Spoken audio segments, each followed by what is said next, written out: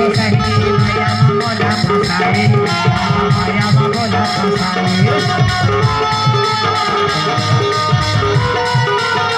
माने नहीं दिल माने नहीं माने नहीं दिल माने नहीं माने नहीं दिल माने नहीं देखे बिना राधा तोला देखे बिना राधा तोला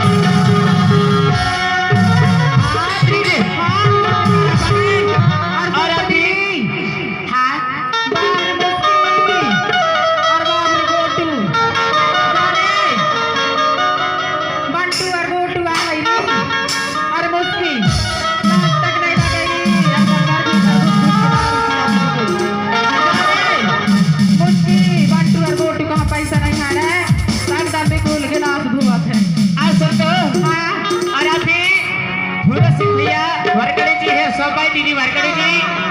आप दोनों की ओर से विशाल हमारे बीच में 10 रुपये सप्रे भेंट करते हैं ऐसे दरबार के हमारे पास कोटि कोटि धन्यवाद बोले अगर उसे रहिए सुन तो दीदी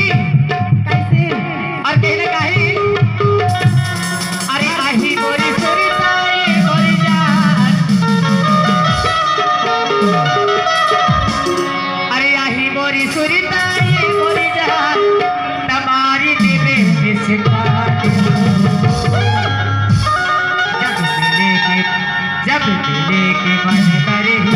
दया के मोरे तक